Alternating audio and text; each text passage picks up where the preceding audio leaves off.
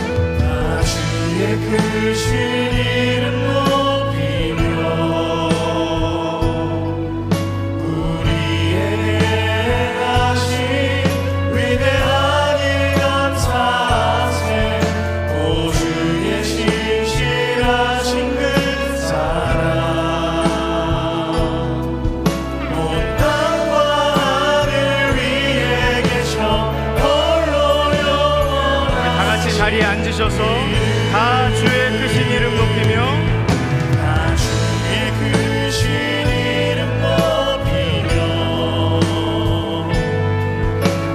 우리에게 행하신 위대한 일 감사하세. 오 주의 신실하신 그 사랑 온 땅과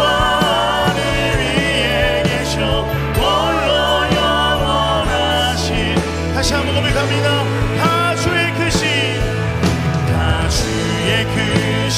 이름 높이며 우리에게 행하신 위대한 일 감사하세. 오 주의 신실하신 그 사랑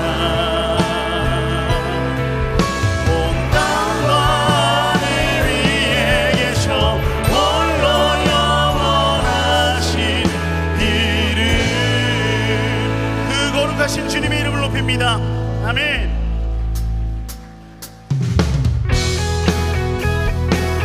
다같이 박수 치면서 우리 일상 가운데서 주님과 동행하기를 소망하는 마음으로 기뻐하며 즐거워하며 찬양하십시다. 주와 같이 길 가는 것 즐거운 일 아닌가.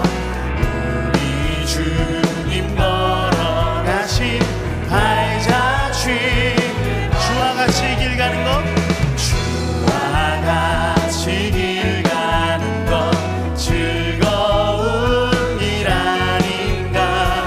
우리 주님 걸어가신 발자취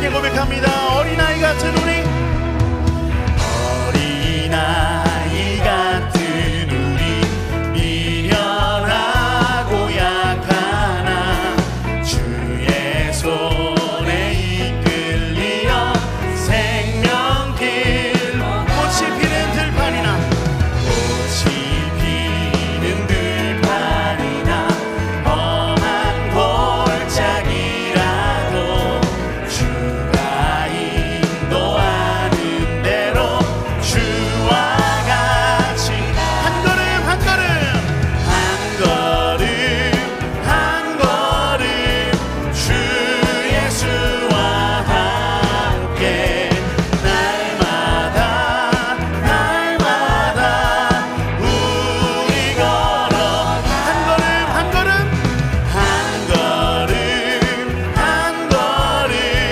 주 예수와 함께 날마다 날마다 우리 걸어가리.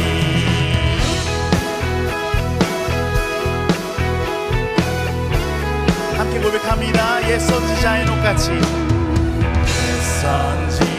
선지자의 녹같이 우리들도 천국에 올라갈 때까지 주와 같이 걷겠네. 한 걸음 한 걸음 주 예수와 함께 날마다 날마다 우리 걸어 한 걸음 한 걸음 한 걸음 한 걸음 주 예수와 함께 날마다 날마다 우리 주님께서 우리에게 말씀하십니다. 일어나 걸어라, 일어나 걸어라, 내가 새 힘을 주리니. 일어나 걸어라, 내 너를 믿고. 일어나 걸어라, 일어나 걸어라, 내가 새 힘을 주리니. 일어나 걸어라, 내 너를. 우리 마지막으로 고백합니다. 일어나 걸어라, 일어나 걸어라, 내가 새 힘을 주리니. 일어나 걸어라, 내 너를 믿고. 우리 가운데 함께 하시는 주님, 우리와 동행하시는 주님을 찬양합니다. 아멘. 아멘.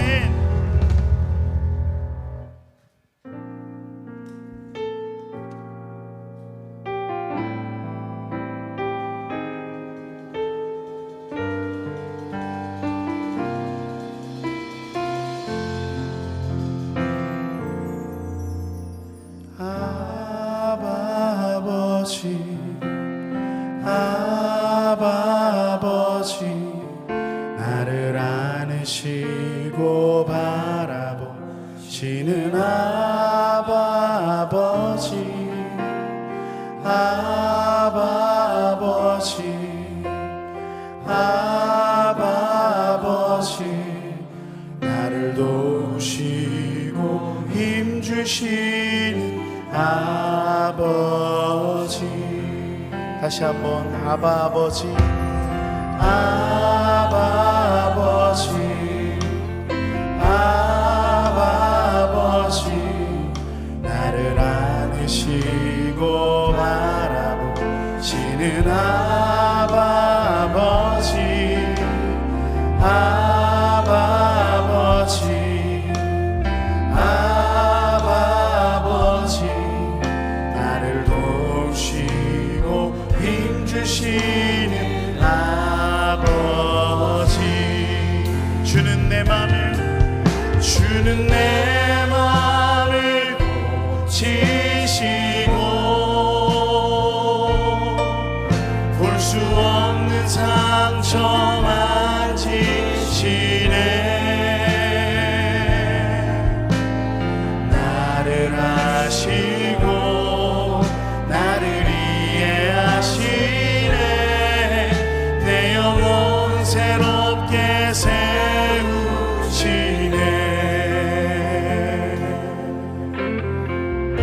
아바 아버지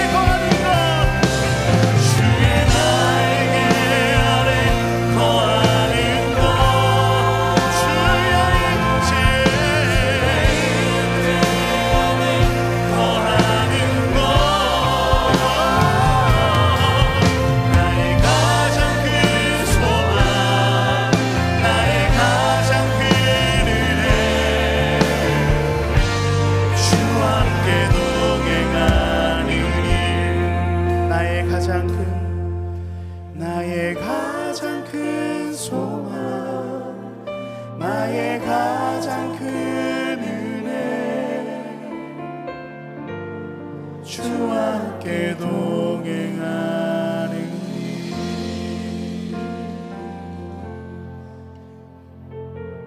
과부의 재판장 되시며 고아의 아버지 되시는 주님, 독수리 날개로 업어 그 백성들을 인도하셨던 그 은혜를 다시 한번 우리에게 허락해 주사 온전히 주와 함께 거하며 주님과 함께 동행할 수 있는 저희가 될 수 있도록 인도하여 주시옵소서.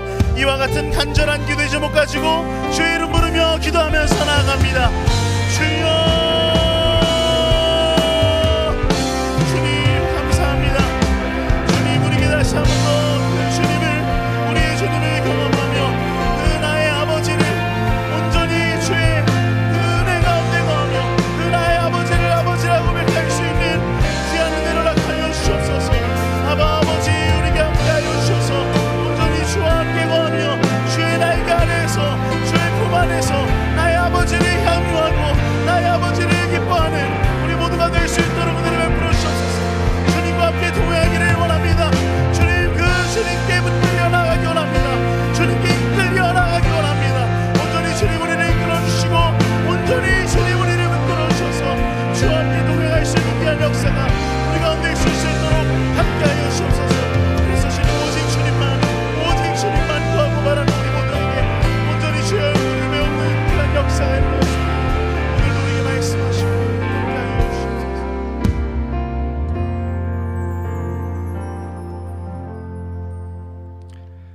천지 만물을 창조하시고 저희를 하나님의 형상대로 창조하시고 번성하여 땅에 충만하는 복을 주신 역사를 주관하시는 삼위일체의 하나님 아버지, 오늘 성령 강림절에 저희를 목동 제1교회에 인도하여 주셔서 기도하고 하나님을 찬양하며 예배드리게 해주심을 감사드립니다.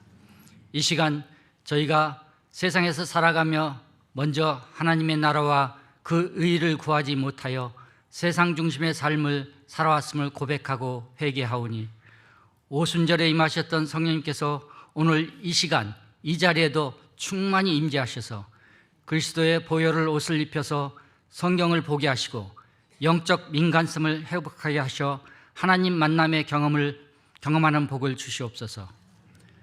5월은 가정의 달입니다.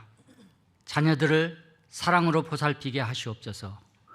어버이들을 섬김의 마음으로 존대하게 하여 주시옵소서. 스승들의 가르침을 수용하고 존경하게 하여 주시옵소서.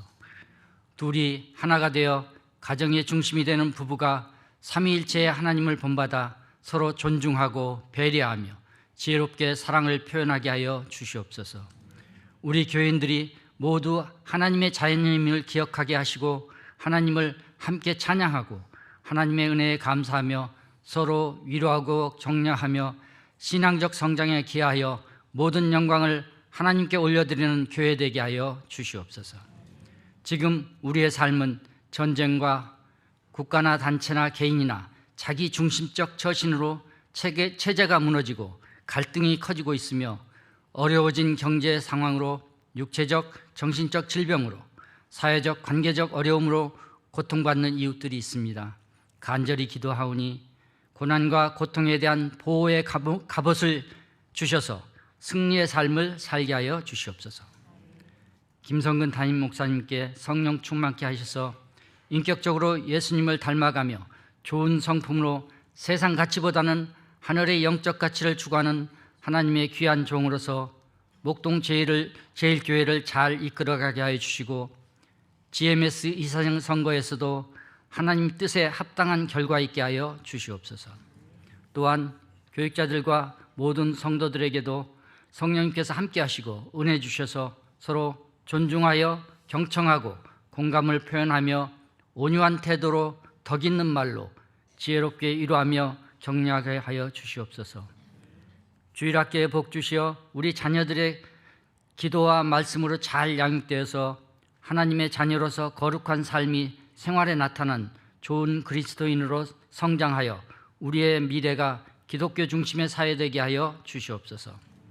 저희 목동 제1교회에서 진행하는 많은 사역들, 국내의 선교 활동과 전도예별 수련회, 신앙적 성장을 위한 활동뿐 아니라 목동 제1교회 설립 50주년의 행사를 위한 활동에도 함께하여 주셔서 목동 제1교회가 하나님 뜻에 합당한 교회 되게 하여 주시옵소서.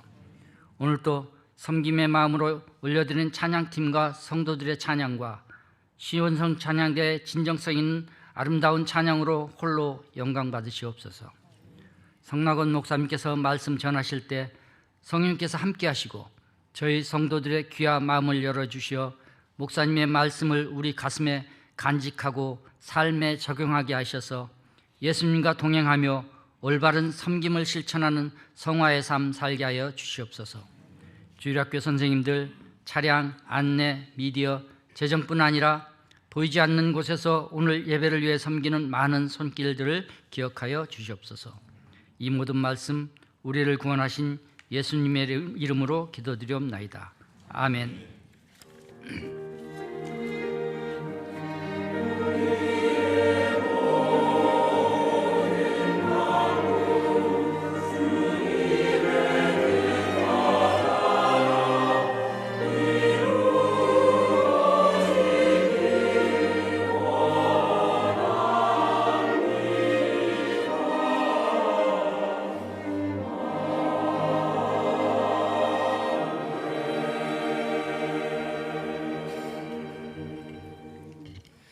오늘 우리에게 주신 하나님의 말씀은 구약성경 열왕기하 4장 1절부터 7절입니다.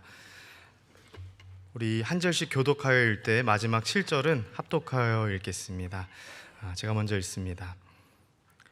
선지자의 제자들의 아내 중에 한 여인이 엘리사에게 부르짖어 이르되 당신의 종 나의 남편이 이미 죽었는데 당신의 종이 여호와를 경외한 줄을 당신이 아시는 바니이다. 이제 빚준 사람이 와서 나의 두 아이를 데려가 그의 종을 삼고자 하나이다 하니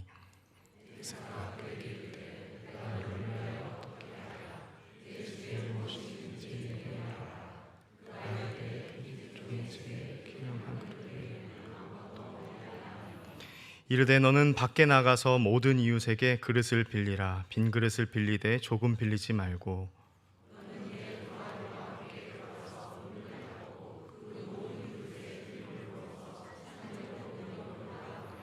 여인이 물러가서 그의 두 아들과 함께 문을 닫은 후에 그들은 그릇을 그에게로 가져오고 그는 부었더니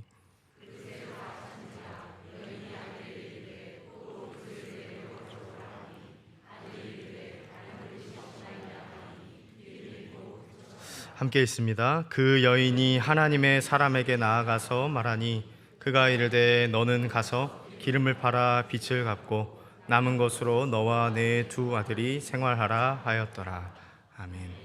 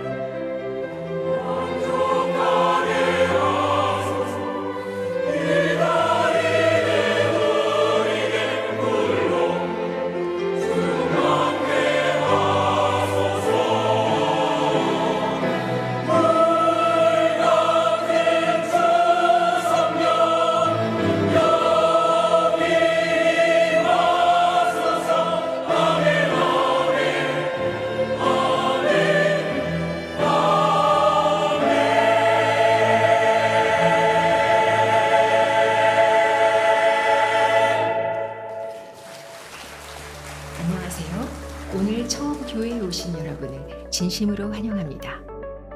예배로 승리하는 목동제일교회 5월 24일 소식입니다.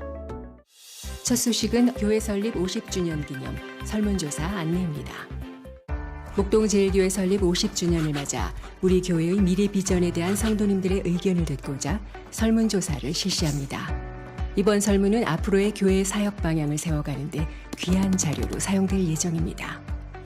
참여 대상은 청년부 이상 세례교인이며 설문지는 5월 17일 주일부터 31일 주일까지 2주간 본관 및 비전홀 1층 로비에서 수령하실 수 있습니다. 작성하신 설문지는 본관 1층 로비에 마련된 회수함에 넣어주시거나 목장과 전도회를 통해 제출해 주시면 됩니다. 함께 만들어가는 목동제일교회를 위해 성도님들의 적극적이고 진솔한 참여를 부탁드립니다.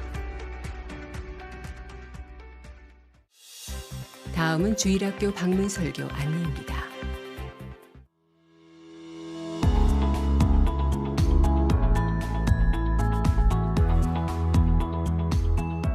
그래서 하나님 앞에 영광 올려드리고 사람들에겐 사랑을 받는 하나님의 말씀으로 아이를 양육해야 한다는 걸 잘 말씀해 주셔서 그 몸과 지혜가 항상 함께 성장하는 그런 한 해가 되었으면 좋겠습니다.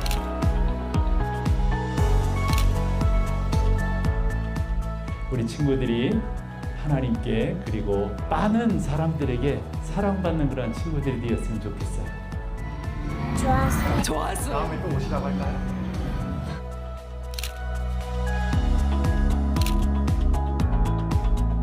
하나님과 사람에게 더 사랑스럽고 항상 지혜를 달라고 기도하고 싶어요.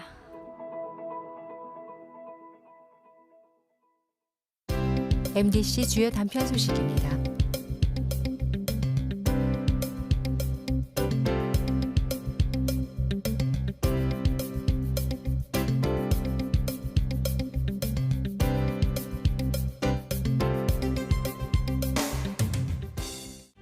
살아계신 하나님과 함께하는 은혜 가득한 한 주 되시기 바랍니다. 정말 불길 같은 성령 하나님께서 정말 우리 안에 계셔서 우리 일상에 성령 충만하는 그런 은혜가 있었으면 좋겠습니다. 우리 찬양을 들으면서 좀 마음이 이렇게 뜨거워지는 그런 마음이 있었습니다. 여러분, 우리가 친구들이나 오랜만에 지인들을 오랜만에 만나면 이렇게 인사합니다. 별일 없었지? 잘 지냈지? 라고 그렇게 안부를 주고 받습니다. 사실 이런 질문을 하는 것은 우리가 매일매일이 그만큼 많은 일들이 있음을 알기 때문에 일 겁니다. 그래서 별일 없지? 잘 지냈지? 라는 질문은 그 상대방으로 하여금 정확한 답을 요청하는 질문이라기보다는 안부를 물으며 그동안 무탈했기를, 또 정말 염려할 큰 일이 없었기를 바라는 마음에서 묻는 질문이기도 합니다. 예배 자리로 나오신 우리 성도님들에게도 동일하게 질문하고 싶습니다. 여러분, 주 안에서 별일 없으셨죠? 예, 산부가 제일 크네요. 정말 그러셨기를 바랍니다. 거룩한 하나님의 백성으로 우리가 하나님께 부름받아 나온 저와 여러분들이 오늘 이 주님의 말씀, 귀한 말씀을 대할 때에 우리가 다 제각각의 위치에서 해석하는 그 결에 따라서 말씀이 해석되어지는 것이 아니라 같은 배경 그리고 같은 고민을 하고 있다라는 그 부분에서부터 오늘 주의 말씀을 함께 받으면 좋겠다는 생각이 듭니다. 그래서 한번 이렇게 제가 감히 좀 말씀 한번 드려봅니다. 여러분, 세상에요, 저마다 사연 없는 인생 없고요, 굴곡 없는 가정은 없습니다. 우리는 이러한 공통의 배경을 갖고 있고, 즉 별일 없이 주 안에서 평안하기를 바라지만 막상 매일의 일상에 우리의 내면과 외부에 쏟아지는 쉽지 않은 문제들은 항상 마음에 품고 살아가더라는 것입니다. 우리가 가볍게 이렇게 우리 성도님들끼리도 인사하시면서 들어오셨을 텐데, 성도님들 사이에서도 사실 어떤 어려움이 있는지 잘 알아차리기가 좀 어려운 부분들이 있습니다. 그런데 깊게 교제하고 깊게 성도의 교제를 나누다 보면 어떤 분들은 지금이 오늘이 바로 고비인 분들, 하루하루가 고비인 분들이 계시고, 또 믿음의 본이 되고 헌신된 삶을 잘 살아내시는 것처럼 보이는 분들까지도 여러분 어떻습니까? 조금 저마다의 사연이 있고 말 못할 그런 기도해야 할 당장의 어려움이 있는 분들도 보게 됩니다. 단지 말을 하지 않을 뿐이고 그렇게 표현하지 않을 뿐이죠. 그런 공통의 배경 속에서 우리가 오늘 말씀을 볼 때 오늘 좀 먹고 사는 문제에 대해서 좀 얘기해 보려고 합니다.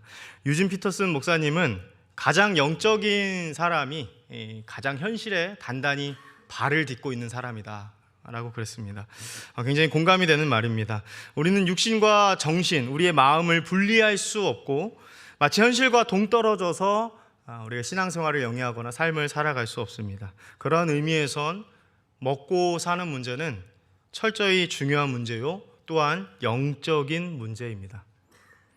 오늘 먹을 음식이 없다면 우린 당장에 먹고 사는 문제부터 고민하지 않을 수 없고, 이것은 단순히 식사를 했느냐 못했느냐의 문제가 아니라 우리의 삶의 생존과 생명과 직결된 문제라고 할 수 있습니다.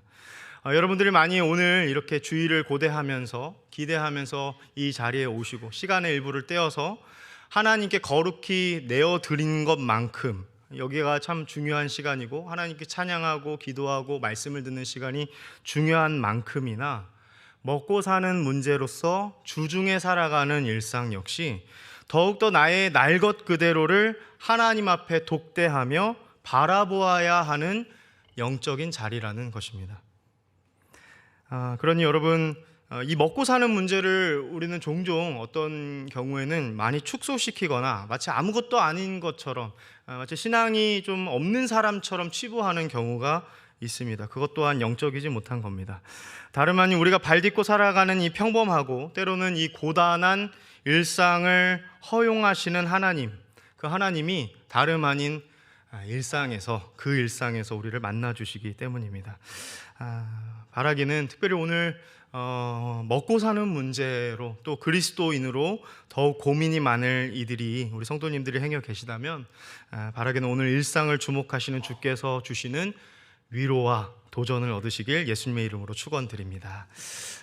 여러분 영화 좋아하십니까? 영화나 연극 같은 거 보면 그 공연을 하는 극장이 있습니다. 소극장이든 어떤 대극장이든지 간에 기본적으로 같은 무대 세팅을 디폴트로 갖고 있습니다. 그것이 무엇이냐면 이 암전되어 있다는 것입니다. 빛을 차단하여서 암전 상태를 의도적으로 만듭니다. 그렇게 해야만 빛을 쏠 때 사람들이 거기에 이렇게 집중하여 보게 되고 사람들이 순간적으로 어둠 속에서 그 빛을 보면서 숨을 죽일 수밖에 없도록 그렇게 만듭니다. 오늘 본문의 배경이 약간 그런 것 같습니다. 우리가 이제 엘리사에 관련된 말씀을 본문으로 봤는데요.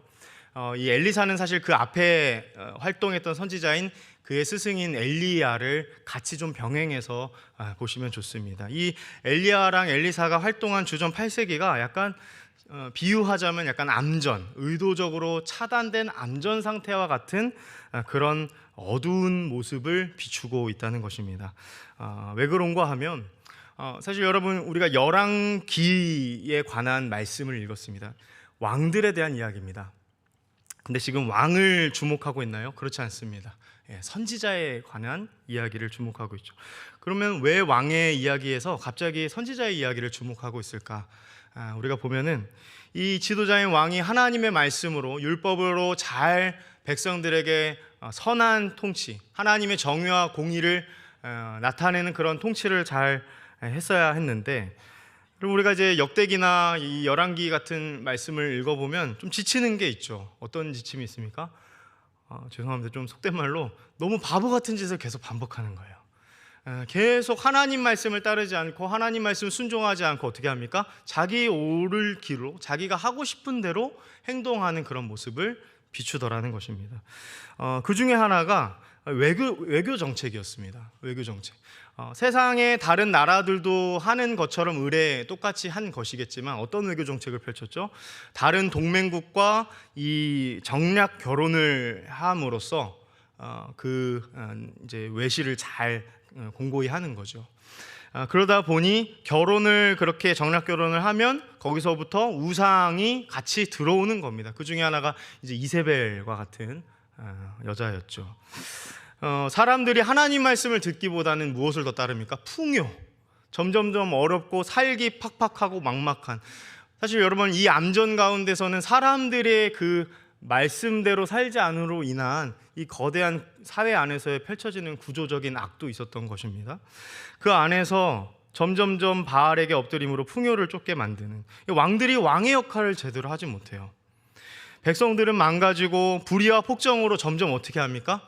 그래, 살 길은 제각각 찾는 거야. 살려면 내가 그냥 알아서 아둥바둥 살아가는 거야. 정의와 인애는 실종되고 불의와 폭정 가운데 살 사람은 살아야지 하며 살았던 시대가 이 반복되는 패턴이 열왕기에 등장하는 것이죠. 그 암전 속에 선지자들이 활동합니다. 그래서 여러분, 선지자는 좀 한편으로는 좀 외로웠을 겁니다. 왜 그랬을까요? 여러분, 예를 들어서 어두운 사람에게 야, 너 왜 이렇게 어두워? 라고 하면 좋아합니까? 싫어합니까? 예, 말씀하셔도 됩니다. 좋아합니까? 싫어합니까? 네, 싫어야죠. 그렇죠? 예, 그러니까 이제 마찬가지로 이 어두운 사람들, 율법의 말씀에 비춰봤을 때 너무나 깜깜하고 어둡게 된 것에 대해 어두운 것을 어둡다라고 말해야 할 사명을 가지고 나아간 선지자들이 당연히 환영을 받지 못하는 것이죠. 오죽하면 예수님도 고향에서 선지자는 고향에서 환영을 받을 수 없다, 이런 얘기를 왜 하셨겠어요?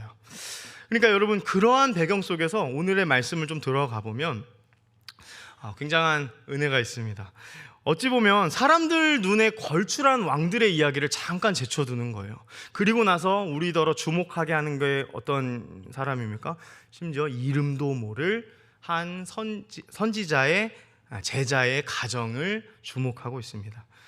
요세푸스와 탈굼은 이 남자가 누구냐에 관심이 있었던 것 같아요. 그래서 열왕기상 18장에 보면은 이 아합과 이세벨에게서 몰래 이렇게 숨겨졌던 오바댜라는 의인이 있었어요. 그 폭정 안에서도 그런 의인들이 있었습니다. 그 오바댜가 아닐까, 뭐 이런 얘기를 합니다. 그런데 그렇게 알려진 게 많이 없어서 그렇게 보기는 좀 어렵고, 다만 당시 이 아합과 이세벨에게서 선지자들의 생명을 자신의 목숨을 걸고 지켜주어야만 선지자들이 살 수 있을 정도의 어려움이 그때도 있었고, 지금 이 엘리사의 시대에도 크게 바뀌지 않았다는 걸 알 수 있습니다. 굉장히 지금 어려운 거죠. 1절 말씀에 또 보면은 당시 선지자 생도들이 양성되는, 그러니까 오늘날로 말하면 약간 신학교 같은 느낌이죠. 신학교라고 이해도 좋을 것 같습니다. 그 이름 모를 선지자의 제자의 이 가정에 일어난 일을 본문이 주목하고 있습니다. 우리 1절 같이 한번 읽겠습니다. 선지자의 제자들의 아내 중에 한 여인이 엘리사에게 부르짖어 이르되 당신의 종 나의 남편이 이미 죽었는데 당신의 종이 여호와를 경외한 줄을 당신이 아시는 바니이다. 이제 빚준 사람이 와서 나의 두 아이를 데려가 그의 종을 삼고자 하나이다 하니. 아멘. 우리가 이제 1절 한 절만 읽어봐도 지금 어떠한 상황인지 눈에 쫙 파노라마처럼 펼쳐집니다. 하나님을 경외했던 그 선지자 학교의 그 한 제자가 자신의 아내와 두 아들을 남겨둔 채 세상을 떠났습니다. 그리고 그 아내는 두 아들과 먹고 사는 문제를 해결하지 못했고, 여러분 얼마나 열심히 살았겠어요. 두 아들을 살리기 위해서. 그런데 여러분 어떻게 됐어요? 결국에는 끝끝내 빚을 지게 된 것입니다. 안타깝게도 그 빚을 갚지 못해서 두 아들을 종으로 팔아야 하는, 사실은 그 돈을 꿔준 사람이 아들을 내놔라, 종으로 팔겠다, 이렇게 한 거죠. 상황이 그렇게 좋지 않은 상황입니다. 저희가 이제 일상 주중의 삶을 살아가다 보면 예수 믿는 사람들이랑 교제할 때도 있지만 예수님 믿지 않는 사람들과 교제할 때도 있고, 밥을 먹으며 이야기를 할 때도 많습니다. 불신자 친구들도 우리 주위에는 많죠. 그들과 이제 이런저런 얘기하다 보면은 그런 얘기를 우리더러 합니다. 예수가 밥 먹여주냐, 믿음 생활 너무 몰두하는 거 아니냐, 믿음 생활 뭐 많이 하면 돈 벌어주냐, 뭐 이런 얘기들 저는 굉장히 많이 듣습니다. 그런데 사실은 어떤 좀 그 함의가 있나요? 물론 다 그런 건 아니지만, 다 모든 친구들 다 그렇게 묻는 건 아니겠지만, 어떤 함의가 있냐면 우리의 처지와 상황을 약간 이렇게 아래 위로 눈을 훑어보면서 읽어내려 가면서 그 눈빛과 함께 예수님과 함께 같이 조롱을 받는 그런 때도 있는 것이죠. 여러분, 지금 어쩌면 이 선지자의 제자 가정이 지금 그렇게 보기 딱 좋은 순간이지 않습니까? 아유, 저렇게 하나님 경외했는데 쯧쯧쯧 어쩌다가. 하나님을 신뢰하고 의지한 이 가정이 오히려 비제에 의해서 두 아들이 팔리기까지 할 상황에 놓여져 있는 것입니다. 여러분, 사실 이 하나님께서는 하나님의 백성들, 하나님의 공동체, 언약 공동체 가운데는 말씀을 주셨고 그 말씀을 기준 삼아 살아갈 수 있도록 하셨습니다. 그 중에 하나 중요한 원칙이 있었는데 그것이 무엇이냐면, 다른 건 몰라도 동족끼리 서로 빚을 낸다 할지라도 생명을 절대 위하는 담보는 하지 말라 하셨어요. 여러분, 이건 굉장히 중요한 겁니다. 하나님의 질서와 원칙에 따르는 언약 백성들이 살아가는 공동체는 절대 생명을 담보로 해서는 안 됐어요. 그런데 지금 어떤 일이 벌어지고 있습니까? 생명을 담보하고 있는 거예요. 내 돈 돌려받는 게 더 중요한 거예요. 신명기 24장 6절 말씀에 그래서 이런 얘기를 합니다. 맷돌은 절대 담보를 잡으면 안 된다. 여러분, 왜 그랬을까요? 맷돌과 그 윗짝은 잡지 말래요. 이거는 왜 그러냐면 생존의 필수품이기 때문에 그래요. 또 동일한 그 24장 13절 말씀에 보면 이 마지막 어떤 이의 마지막 겉옷마저 담보로 잡아서 이렇게 빌려줬다 해도 어떻게 하랍니까? 밤이 되면 돌려주래요. 왜 그랬을까요? 밤 되면 어떻게 돼요? 추워요. 요즘도 좀 춥죠? 예. 근데 여러분, 이게 놀라운 말씀입니다. 굉장히 세밀하고 하나님이 이렇게까지 언약 백성들을 디테일하게 사랑한다는 것을 보여주는 본문입니다. 마지막 겉옷밖에 이제는 전당 잡을 게 없는 자에게 그것이 설령 잡힌다 해도 다시 돌려주라는 거예요. 생명을 위해서. 더욱 우리 마음을 슬프게 하는 오늘 본문의 그 포인트는 또 무엇입니까? 하나님을 경외하는 선지자의 가정이라는 거예요. 그러니 사실은 이 엘리사에게 그리고 또 하나님에게 이 과부가 외치는 겁니다. 당신의 종이 여호와를 경외한 줄을 당신이 아시는 바니이다. 모르지 않잖아요. 알고 계시잖아요. 저희 가정이 어떻게 살아왔는지 아시잖아요. 라고 말하는 거예요. 여러분, 우리가 이 본문, 이 과부의 기름이 채워지는 이 기적에 관한 본문이 어떻게 보면 이 엘리야, 스승인 엘리야와 사르밧 과부에게 일어난 그 기적과 비슷하다 생각하실지도 모르겠어요. 그런데 조금 배경이 다릅니다. 엘리야가 사르밧 과부에게 행한 기적은 시돈이라는 이방 땅에서 펼쳐진 하나님의 그 놀라운 그 은혜를 보여준다면, 오늘 본문은 이방 땅이 아니에요. 믿음의 신실한 공동체 안에서, 공동체 내부에서 벌어진 일이었다는 겁니다. 그러니 여러분, 우리가 이 말씀을 계속해서 깊이 묵상하면 묵상할수록 그 층 위를 더 살펴보면 살펴볼수록 좀 거부감이 드는 건 사실이에요. 어떤 거부감이 들죠? 아니, 어떻게 평생을 그 암전과도 같은 시대 속에서 미움받을 용기를 가지고 하나님을 경외했던 그 가정이 이런 비극이 찾아올 수 있을까? 도무지 이해가 되지 않는 겁니다. 특별히 오늘 저는 이 말씀을 준비하면서 여기 중에는 많은 분들이 하나님께 헌신하면서 하나님께 많은 시간을 할애하고 나의 돈과 나의 시간과 나의 어떤 정성들을 하나님 앞에 내어드린 이들이 제 마음에 계속 마음을 밟혔습니다. 행여 내가 이렇게 열심히 정말 교회를 위해 헌신했는데 내 헌신의 끝이 허망한 건 아닐까, 염려하는 할 수 있는 그러한 분들이 자꾸 눈에 밟혔습니다. 물론 저도 그렇습니다. 남부럽지 않게 일상 살아내고 싶죠. 부족하지 않게 살고 싶어요. 그러면서 동시에 신앙생활 잘하고 싶습니다. 두 가지를 다 잘하면 좋겠지만 우리의 인생에 하나님 허락하시지 않을 때도 있어요. 하나님께 헌신된 삶의 끝이 이런 비극이라면 과연 누구의 잘못인 것일까? 저는 이제 오늘 더 제가 목사니까 이 선지자의 제자가 자꾸 저와 이렇게 동질화된 것처럼 좀 보였습니다. 내가 죽으면 우리 가정은 어떻게 될까? 저는 매일 고민합니다. 누구의 잘못일까? 이렇게 먹기 살고 힘든 어두운 세상인 것을 모르지 않기 때문에 그러면 이것이 내 잘못이라고 한다면 나의 잘못이 내가 주의 일을 선택하기보다는 먹고 사는 문제에 조금 더 내가 신경 써야만 한 오롯이 나의 책임인가? 라는 생각까지 이를 수도 있는 것이죠. 참 쉽지 않습니다. 여러분, 우리의 현실을 봅시다. 우리의 현실, 우리의 일상에서 일어나는 일들을 봅시다. 경제적인 어려움이 있죠. 관계의 어려움이 있죠. 나의 개인적인 어려움이 있습니다. 육신이 아프고 싶어서 아픕니까? 예기치 않을 때 아픔이 옵니다. 여러분, 깨어지고 싶은 부부관계가 있습니까? 아무도 없습니다. 가정의 불화 아무도 원하지 않아요. 엇나가는 자녀 문제, 내가 어디서부터 잘못된 것일까 늘 회개하고 계속 생각할 수밖에 없는 나의 문제들, 정신적인 트라우마.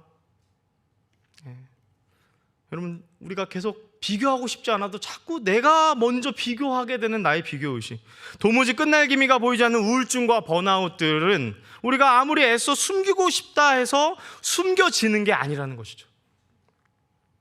그런데 더 큰 절망이 있습니다. 우리 그리스도인들로서 더 큰 절망이 무엇입니까? 하나님마저도 나를 외면하시는 건가? 라는 절망이 몰려올 때입니다. 여러분, 소유물은 잃을 수 있다고 칩시다. 욥이 그렇게 간절히 절규하고 절규했던 그 40장 넘어서 우리 하나님께서 응답해 주시기 이전까지 그 욥의 그 말이 얼마나 긴지 몰라요. 어디에 포인트가 있었죠? 하나님마저도 나를 외면하시는가? 그런 고민들을 하는 것이죠. 여러분, 이 나오미 아시죠? 우리 나오미, 남편을 잃고 아들도 잃고. 여러분, 나오미를 생각하면 딱 이해하기가 좋습니다. 율법의 공동체 안에서 제 기능을 하지 못하는 한 가정의 아픔은, 사실 여러분, 하나님께서 질서 가운데 가정에 남자가 있어야 적법한 율법의 보호를 받을 수 있도록 그냥 하나님이 그렇게 질서를 정해 놓으셨음을 우리가 말씀을 통해서 계속 읽어갈 수 있습니다. 하나님이 그렇게 구약의 말씀에 곳곳에 그렇게 해 놓으셨어요. 그런데 두 아들까지 종으로 잃게 되면 이 과부는 누구에게 손을 벌릴 수 있는 겁니까? 아무도 없는 거죠. 절박한 겁니다. 주를 경외함이 후회로 바뀌고 하나님을 원망함이 조금씩 생겨날 때 우리 역시도 똑같이 그럴 수 있는 거예요. 어떤 소망과 희망이 나에게 남아있는가? 뭐가 남았지? 라는 것을 묻지 않을 수 없게 되는 겁니다. 그러면 하나님께서 그러한 마음을 가진 우리에게 어떻게 말씀하시나요? 이어지는 말씀을 한번 살펴봅시다. 1절의 이야기를 들은 엘리사는 돌연 그 과부에게 남은 게 도대체 무엇이 있는지를 묻습니다. 여러분, 무엇이 남았다고 하죠? 네, 기름 한 그릇. 기름 한 그릇. 그런데 한 가지 이상한 요구를 합니다. 그 이웃들에게서 빈 그릇을 많이 빌려서 두 아들과 함께 문을 닫고 그 한 그릇을 잘 부어서 모든 그릇에 기름을 부으라고 하는 것입니다. 그런데 놀라운 일이 벌어졌죠. 하나님께서 기적을 베푸시는데 그 기름에 모든 빌린 그릇에 기름이 다 차고도 넉넉해진 것입니다. 여러분, 이 말씀도 한번 우리가 깊게 생각해 볼 필요가 있습니다. 하나님이 기적을 베푸실 때 다른 어떠한 것으로도 기적을 충분히 이루실 수 있었습니다. 그런데 과부에게 그러는 거예요. 무엇이 남아있지? 그리고 그 남은 것을 가지고 하나님이 그 남은 것을 통하여서 기적의 매개로 삼으셔서 하나님이 그 어려움을 피하도록 하신다는 것입니다. 여러분, 정말 무엇이 남았을까요? 이 과부에게 무엇이 남았을까요? 아니, 우리의 삶에는 도대체 무엇이 남아 있습니까? 하나님을 경외하는 자의 가정에 여전히 신실하게 하나님이 남아 계시는 줄 믿으시길 바랍니다. 여러분, 구약의 용어로 이를 고엘이라고 합니다. 고엘이라는 말 자체가 속전을 주고 구제하다라는 뜻의 동사에서 유래한 이 구속자, 구원자라는 뜻을 가져요. 그래서 하나님이 법을 만드셨습니다. 제도적인 고엘을 만드셨어요. 보호해줄 남자가 사라진 가정, 도대체 누가 돌봐야 합니까? 그 사람에게 가까운 남자가 율법에 신실하여서 그렇게 가정을 돌보도록 했어요. 그런데 지금 이 과부는 어떤 상황입니까? 그런 인간적인 고해를 할 사람이 없는 거예요. 그래서 누가 대신 나서주시는 것이죠? 하늘의 고해 대신 우리 하나님께서 친족보다, 혈육보다 훨씬 더 가까우신 이가 되어주심을, 내가 바로 그 먹고 사는 문제에 내가 너를 도울 이임을 그렇게 말씀하시며 남아 계신다라고 말씀하시는 것입니다. 우리 매년 5월은 우리가 가정의 달로 가정을 생각해 볼 수 있는 참 좋은 날입니다. 저도 이 5월 달만 되면 착한 아빠가 되려고 굉장히 노력을 많이 합니다. 늘 부족한 아빠지만. 그런데 여러분, 어떤 이들에게는 이 5월의 가정의 달이라는 이 타이틀만으로도 굉장히 그냥 다른 사람들을 신경 쓰고 마음이 조금 불편해지는 그런 분들이 참 많이 있습니다. 그분들의 잘못이 아니에요. 그런데 그런 마음이 들죠. 뭐 아이가 생기지 않거나 여러 사정으로 결혼하지 않거나 편모 가정, 이혼 가정, 이혼의 위기를 겪고 있는 가정들, 온 가족이 여러 큰 일을 당해서 그냥 가족들만 생각하면 양가 감정이 있는 거예요. 미워하기도 하면서 사랑하기도 하면서. 여러분, 그러한 고생함의 마음을 갖고 있고 아픔의 마음을 갖고 있는 분들에게는 바라기는 오늘 이 말씀과 우리 시편 68편 5절의 말씀이 위로가 될 수 있기를 간절히 소망합니다. 우리 같이 한번 읽겠습니다. 그의 거룩한 처소에 계신 하나님은 고아의 아버지시며 과부의 재판장이시라. 아멘. 여러분, 고아의 아버지시며 과부의 재판장이시라. 아무도 남아있지 않는 것 같은 그 상황 속에서도 정의와 공의를, 그 율법의 보호를 받지 못할 과부에게도 하나님께서는 친히 재판장 되어주신다 말씀하시고, 그 두 아들의 아버지의 빈자리를 채워줄, 오늘 이 과부로 표현한다면 그러한 하나님이 되어주신다라고 말씀하시는 것입니다. 여러분, 기적을 통해서 그러한 하나님 되심을 직접 증거하시고 나타내 보여주신 것입니다. 그렇다고 한다면 여러분, 오늘 저와 여러분들에게는 이 과부의 이 가정의 기름 한 그릇의 그 기적과도 같은 그런 확증이 우리에게는 어떤 부분에서 그러한 것이라 말할 수 있을까요? 저와 여러분들은 예수 그리스도를 믿는 것, 내가 전심으로 정말 하나님의 자녀가 되었다는 것을 믿는 것이 우리에겐 그러한 기적 중에 기적인 줄 믿으시길 바랍니다. 로마서 11장에서 이사야 말씀을 인용해요. 고엘이라는 말을 인용하면서 대대의 후손, 그 언약 백성들에게 영원히 세우실 그 구속자 고엘에 대한 그 언약을 이루셨는데 그게 바로 예수 그리스도, 예수님이라고 말합니다. 서신서에서도 온통 그런 얘기를 하는 거예요. 예수님은 사망에서 건지실 분이다. 흑암의 권세에서 건져내사 그의 사랑의 아들의 나라로 옮기신 분이시다. 속전을 이루사 우리 생명을 구하신 분이시다. 여러분, 우리는 그러한 은혜를 입었습니다. 우리에게 과연 무엇이 남아있는가? 여전히 우리 주님이 남아 계신 줄 여러분 믿으시길 바랍니다. 특별히 저는 우리 오늘 주일도 참 중요하지만 이제 주중에 갔을 때, 특별히 이제 사내로 이제 회사든 여러분 직장이든 갔을 때 우리가 또 일평 남짓한 그 사무실 공간에서 열심히 또 일을 분주히 하다가도 여러분 지칠 때가 있으실 거예요. 그때마다 여러분 하나님을 좀 생각해 보셨으면 좋겠습니다. 그러면 하나님 반드시 여러분들에게 말씀으로 말씀하실 겁니다. 깜깜한 있는 중에 내가 여전히 남아있다. 그렇게 여러분들의 일상에서 여러분들이 위로받을 수 있길 간절히 소망합니다. 여러분,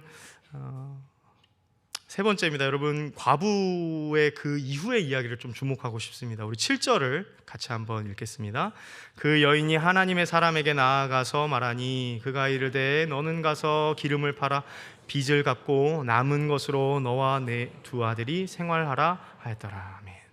자, 여러분, 그 놀라운 기적을 입었던 이 과부가 달려가서 이제 엘리사를 하나님의 사람이라고 표현하죠. 하나님의 사람에게 말을 하는 겁니다. 그때 하나님께서 이 엘리사를 통해서 무엇을 명령하시는가 하면 일상을 살라, 생활하라 라고 말합니다.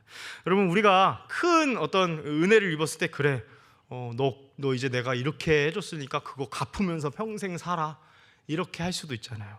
근데 속전의 값을 하늘의 아버지로 받은 이들이 앞으로 해야 될 일이 있다면 아주 단순 명료하게도 지금의 일상을 우리 주님과 함께 살라, 이렇게 얘기하는 겁니다.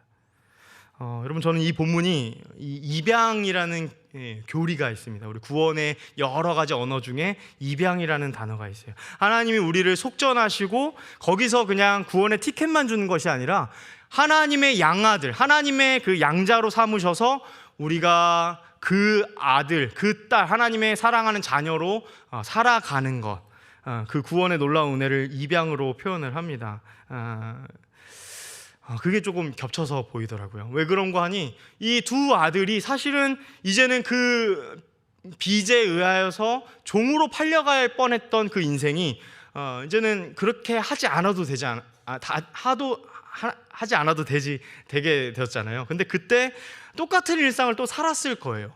그런데 제가 이제 거룩한 상상력으로 기대하기로는 그들이 아마 자신들을 구원해 주신 하나님을 주목하면서 일상을 살지 않았을까. 완전히 달라진 일상을 사는 것이죠. 러셀 무어의 입양의 마음이라는 책이 있습니다.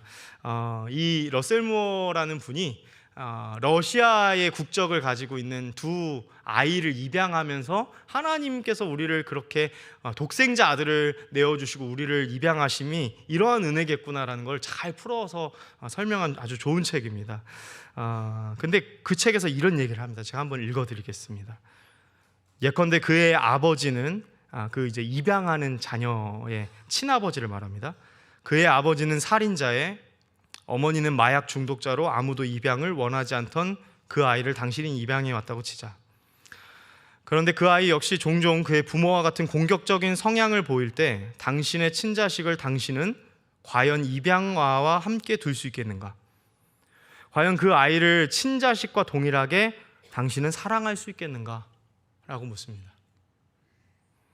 여러분, 하나님께서 죄의 자녀, 죄의 지배를 받던 우리들을 그렇게 사랑하셔서 우리도 그런 은혜를 입었다는 것입니다. 사람들이 러셀 무어에게 그런 얘기를 한다는 거예요. 정말 이 아이들이 친아이들이 맞아요? 라고 사실 되게 무례한 질문을 들을 때 그게 상당히 이제 마음에 걸리면서도 동시에 역설적이에도 하나님의 입양하심이, 우리를 그렇게 양자 삼으심이 이러한 은혜겠구나라는 것을 깨닫는다는 것입니다. 갈라디아서 4장 4절부터 7절 말씀 중에 이런 얘기가 있습니다. 율법 아래 있는 자들을 속량하시고 우리로 아들의 명분을 얻게 하려 하심이라. 너희가 아들이므로 하나님이 그 아들의 영을 우리 마음 가운데 보내사 아빠 아버지라 부르게 하셨느니라. 그러므로 내가 이후로는 종이 아니요 아들이니 아들이면 하나님으로 말미암아 유업을 받을 자니라. 아멘.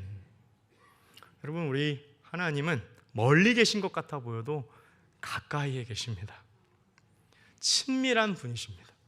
여러분, 오늘 이 엘리사를 통하여 하나님 보여주신 이 기적의 말씀은 그냥 하나님이 먹을 것, 먹고 사는 문제를 해결해 주셨다가 포인트가 아닙니다.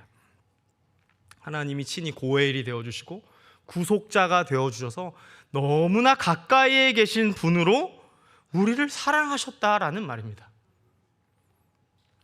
여러분, 사랑의 척도는 가까움에 있어요. 감히 어떻게 우리 입으로 하나님을 아빠 아버지라 부를 수 있으며 감히 어떻게 우리가 하나님의 자녀라고 불림받을 수 있습니까? 그런데 그러한 상상도 못할 일이 우리 삶에 펼쳐졌습니다. 그러니 오늘 현실이 너무나 척박할지라도 우리는 과부의 두 아들에게 일어난 기적처럼 하나님의 기적으로 우리는 입양받았고 하나님을 의존하며 살아갈 수 있습니다. 얼마 전 운전 중에 아내랑 이런 얘기를 나눴습니다. 차가 쌩쌩 다니는데 도로 위 자동차를 보면 자꾸 우리 인생 같다는 거예요. 그래서 무슨 말인가 들어보니까 때로는 빠르게 달리기도 하고 각기 제각각 형형색색의 차도 너무 다르고 어떤 차는 느리게 가기도 하고 갑자기 차선도 바꾸기도 하고 어떤 때는 또 기분 나쁘게 끼어들기도 해요. 그죠? 끼어드는 거 굉장히 화가 납니다. 그죠? 혼자 운전하는 사람도 있고 조수석에 앉아 있는 분도 있고 가족이 같이 타고 있기도 하고 때로는 막 가족들 중에 한 명이 내리기도 하고 그렇습니다. 듣고 보니 맞는 말 같더라고요. 여러분, 지금 우리는 인생을 여러 방식으로 운전 중에 있습니다. 여러분, 하나님께서요, 우리에게 요구하시는 1차적인 본분은 여러분, 우리의 일상을 잘 살아내는 것입니다. 하나님의 영광 자체인 우리가 하나님의 영광의 그 빛을 반사하는 하나님의 자녀답게 우리의 인생을, 삶을 주와 함께 살아내는 것에 있어요. 여러분, 우리가 처음에는 예수를 믿지 않을 때는 우리 운전대 잡고 어느 길로 어떻게 운전해야 될지 모르겠고, 심지어 종착지가 어딘지도 모르겠고 막 헤매잖아요. 저도 처음에 운전할 때 사고 많이 냈습니다. 무섭잖아요. 그러면 운전대만 잡고 앞에만 보는 거예요. 그런데 점점 어떻게 됩니까? 이제 익숙해지면 풍경도 보게 되잖아요. 마찬가지로 하늘의 아버지께 우리 인생의 운전대를 맡겨드리면 우리가 그 옆에서 좀 편히 쉬기도 하고, 피곤하면 좀 눈도 붙일 수 있고, 막 덜덜덜 가는 자갈길 가더라도, 초행길 가더라도 우리가 좀 안심하고 갈 수 있는 거죠. 간단하지만 이 심오한 입양의 은혜, 이 의존의 기쁨을 일상에서 놓치지 않고 살아갈 수 있는 저와 여러분 될 수 있길 간절히 소망합니다.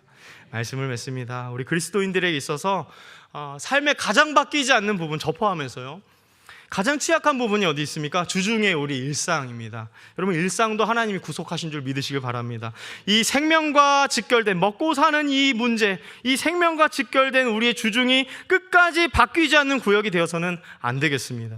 마치 정리할 수 없는 것들을 모조리 끌어다가 들키지만 않으면 되는 그런 창고 같은 방이 되어서는 안 돼요. 그런 방 하나씩 있으시죠? 격리된 신앙인으로 살아가서는 안 되겠습니다. 우리 일상 어떻게 해결받을 수 있습니까? 여러분, 성경은 절대 각자 도생해서 신앙생활 제주껏 하고 우리 삶의 어려움도 제주껏 풀어내라고, 나의 책임에만 있는 것이라고 그렇게 말하지 않습니다. 그건 복음이 아닙니다. 성경은 오히려 하나님이 고아의 아버지, 과부의 재판관이 되어주시고 하나님을 경외하는 한 가정을 돌보시고 기억하신다 말씀하셨습니다.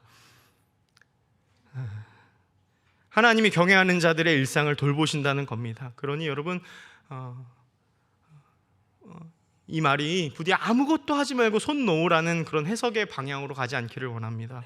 손 잡아 주시는 그 주님 손 붙들며 우리 하루를 생활하며 하나님께 영광을 올리자는 이야기입니다. 남은 것으로 너와 두 아들이 생활해라. 그렇게 살아가실 수 있기를 간절히 소망합니다.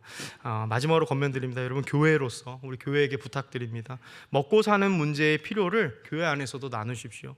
우리 교회 안에서도 사각지대에 있는 이들이 너무나 많습니다. 위더스나 국률사역팀 사역이나 조금 더 깊이 삶을 가까이서 살피는 사역들에 동참하십시오.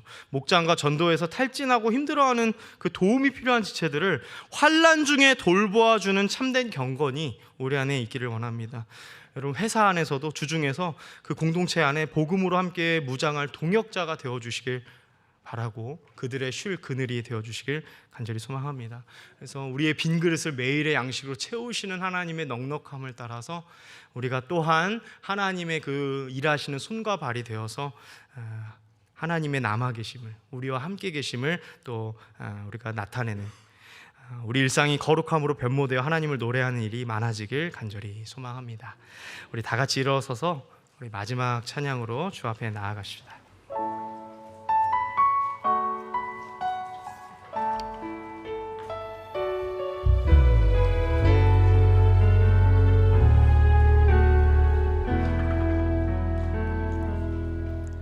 믿음과 삶을 살아내는 실력이 너무나 다른 내 모습을 볼 때 이 모습도 주가 사랑하실까, 자신 없는 내 모습 그저 주님 앞에 있네. 나 같은 자도 사랑하여 주시고 한 번도 나를 떠나지 않으셨네. 아픔 속에 주를 잡게 여긴 나 부지치 않으시고 내 손 잡아주시네.